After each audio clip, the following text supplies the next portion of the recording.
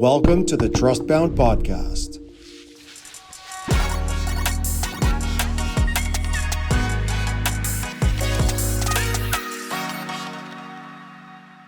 All right. Welcome to another Trustbound Breakdown. Now, in this very special breakdown, this was the episode that we had been building towards since episode 2. This is the other loop of the story because Memo Guillermo Arenas is the absolute mastermind without knowing he was the mastermind behind everything itogai is today. You know, he's the human, the friend, the bridger who connected me with Tomás Uribe, the co-founder and CEO, and even former co-founder of Guillermo. Tomás is co-founder and CEO of Mavity, and Mavity is the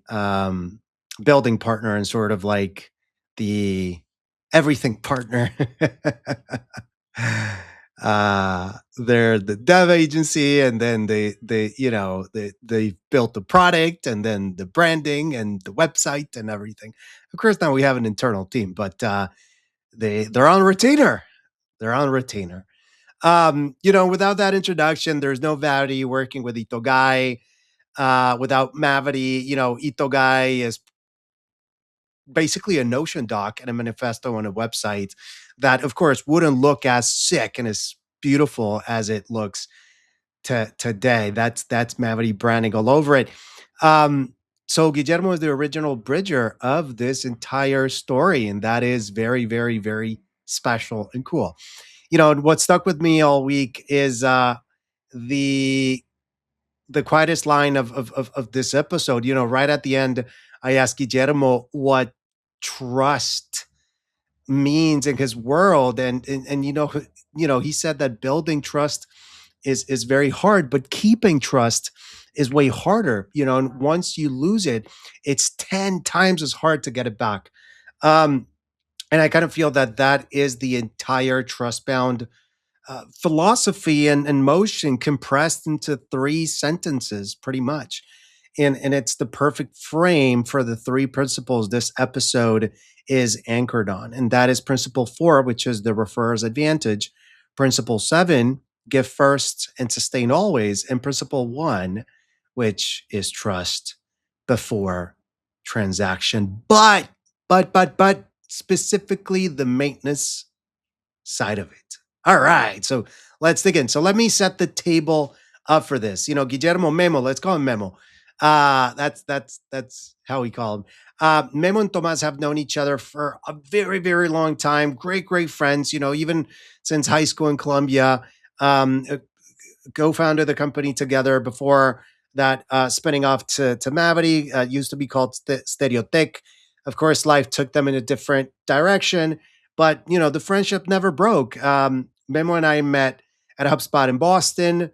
We're both Colombian. We bonded over soccer over the 2018 World Cup. Colombia lost to Japan in that first game 2-1. We'll never forget that. Memo was there with me watching that game. And actually my now wife, has a picture of us two watching not just that game, but many of the Colombia games in that World Cup. I also said that I met my wife. That was the first time in that Colombia-Japan game that I saw my wife for the first time. So, of course, Guillermo and I are pretty close. Years of lunches, conversations, working together. Really no business agenda between us. Just a very genuine friendship. And then in one moment, those 2 relationships collided. Memo connected me to Tomás. Pretty much, he just didn't introduce to people. He lent his trust to both of us. He told Tomás, "Hey, Mauricio's good. I vouch for Mauricio." And he told me, "Hey, Tomás is good. I vouch for Tomás." And because we both had years of real friendship with Guillermo, that intro carried decades of accumulated trust into a first conversation. That's principle four. When Memo made the connection, he didn't lose anything, but rather he gained. Like um, in the episode three, when I chatted with Rick Roberts, Rick mentions that the person that gains the most is the person doing the referral. In Tomas's eyes, Guillermo is now a friend who introduced him to not just a great human being, no, ego aside, um, a person that today represents to Tomas and Mauri a partnership, a client. I hope that I'm a good client, you know. And in my eyes, Memo is a friend who made itogai possible. He went from friend to resource without trying, and that's social capital compounding, and that's very, very important. And here's the kicker: Guillermo himself is the product of Principle Four done well, because he told us about our great friend in common, Jose Ortiz, our former HubSpot friend who became deeply embedded in the LATAM startup ecosystem. When Guillermo left HubSpot to do consulting, Jose vouched for him to founder after founder, and recommended him to the ecosystem that um, he had built. By he, I mean Jose had built in LATAM, and that's how Guillermo got into the ecosystem. He built on Jose's reputation, and then he, of course, protected that reputation because he knew, as Guillermo said, that he couldn't be a whack job. I said asshole. He couldn't be. He kept it clean. I sort of just said it a different way. The way how we normally say it in life, and put a different punch to it. But he protected that relationship, and he sort of was a steward of that trust, because that would have been a complete betrayal of Jose. And what's important here for you to notice is that that's the invisible governance layer of borrowed trust. Remember that you borrow that trust. The referrer is the third party in every single conversation. Their reputation is on the line. Their social capital is on the line. And the best referrers, the Jose's and the Memos of the world, get more powerful every single time they make a connection, because every successful intro proves their judgment. So take care of that. Um, Regarding principle seven, which again is give first, sustain always, Guillermo dropped a line from Dharmesh Shah, the CTO and co-founder of HubSpot, um, that you should write down if you haven't so already. Provide value before you extract value. And that was Guillermo's entire consulting philosophy. When founders came to him through Jose's introductions, he didn't lead with a contract. He didn't lead with fees. He had, two, three, four, five, multiple conversations before money came up, before even the discussion of money happened. He tried to understand the business first. He was transparent about whether he could actually help. And then, only then, did pricing enter the picture. That is principle seven in practice. Give first, show up with value, add that, like my friend David Torres taught me, right? Uh, Deliver value to build trust, show up with value, make it real. And then, if and only if it makes sense, formalize it. But the order matters, because if we lead, or if you lead with the ask, you've poisoned the well before you drank from it. So don't do that. And here's the moment in the episode that I think defines Guillermo. You know, One of the companies that he was consulting for ran into a cash crunch.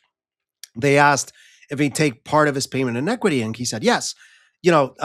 No diligence theater, no pushback, no negotiation. He just said yes because he trusted the founder, trusted the leadership, and trusted the company. He had spent enough time with them, given enough value first, that he had not just real conviction, but they also trusted him enough to ask, and also add him to the cap table. That's a marriage in a way, right? That's adding somebody to your cap table. That is that's not, a 1 second decision. That is an important decision that these founders made. And that, I feel that they made that decision because they trusted and respected Guillermo, right? And I feel that that moment doesn't happen in transactional consulting, but that does happen in trust bound consulting, where the relationship is the asset and the engagement is the dividend. You know, Memo also lean into something I think every operator in this audience, and for people listening that people should hear, and of course you're going to hear it from me. He's Colombian, he's Latino, and in his words, uh, in LATAM, the relationship comes first, and the business comes second. In other markets, people do business with someone they don't like or they don't necessarily respect if the money's right. But in LATAM, that doesn't fly. You greet someone, you ask about their weekend, you acknowledge them as a human before you talk numbers. You build a genuine relationship, and that doesn't necessarily as softness. That is more like strategy. Because when the relationship is the foundation, um, I feel that the business that gets built on top of that foundation is way more durable. And Guillermo brought that LATAM OS, that LATAM operating system, into his work in North America. And customers have told him directly, hey, you actually care, you actually give a shit. And that's not a quote you get from a vendor, right? That's a quote that you get from a trusted advisor. It's a completely different category. Now, moving to principle one, um, this is the principle, sort of like the final moment. I asked Guillermo what trustbound meant to him, and his answer refrained just the entire conversation, because he said that the easy part is earning trust, but the hard part is keeping it. You can do the trust earning in kind of not a lot of interactions, but keeping it, every day, as a founder, as a manager, as a husband, as a friend, as a family member, as a community member is incredibly hard. Trustbound, he said that to him, he felt that it isn't about generating value through your network, but rather what do you do every day to keep that value flowing? Otherwise, it's just a one and done thing, a transactional thing, and we don't want that. Um, and it's funny because, most of this podcast, if not every single part, in conversation and video of this podcast, regardless if it wasn't a conversation or more like the a conversation with the camera, right? In this case, it's me against my thoughts and conversation with the camera. The waterfall stories, the first connections, most of this podcast is about, building that trust. It's about the intros that changed lives. How does, trust and relationship show up for people? But I kind of feel that Guillermo flipped the script. He said that building is the easy part, but the maintenance is the real game, and it's the real gap. And I feel that that is principle one at its deepest. Trust before transaction doesn't end when the transaction ends. The transaction is just one moment in a relationship that has to keep being earned, every day, every week, every month for years.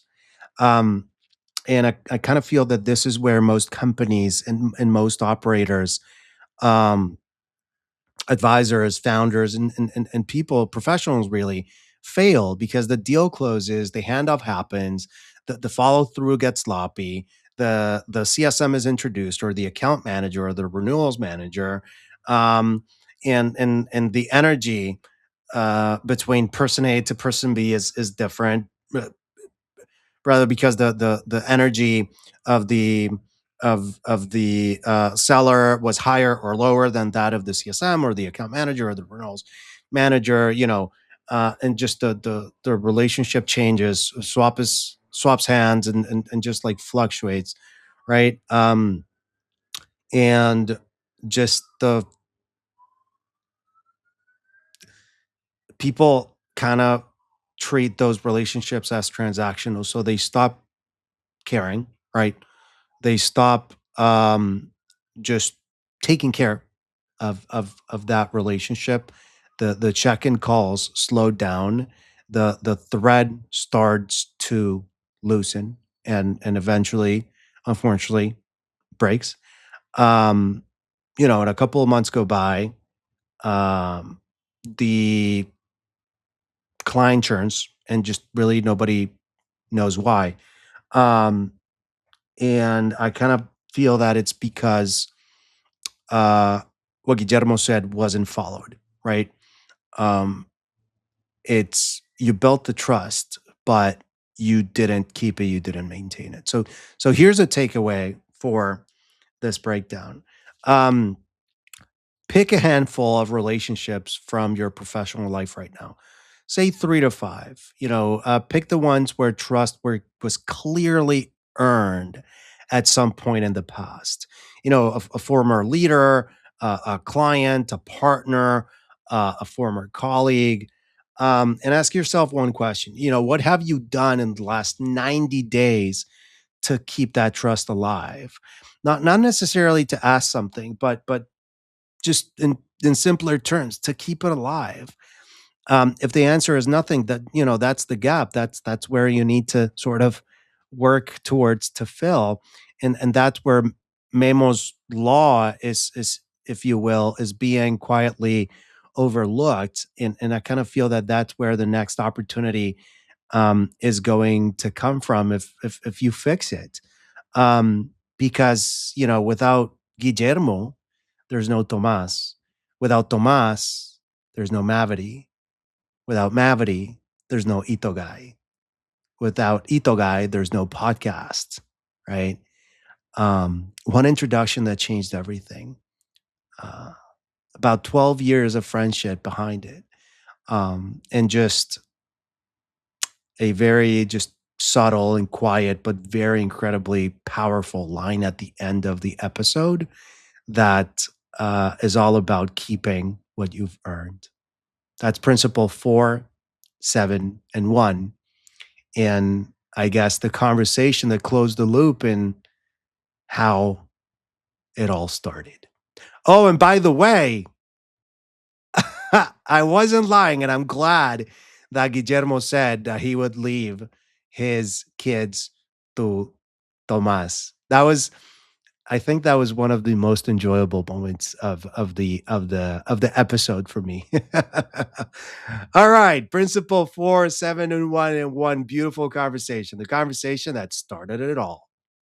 If this resonated, pay attention to where trust has already been doing the work for you.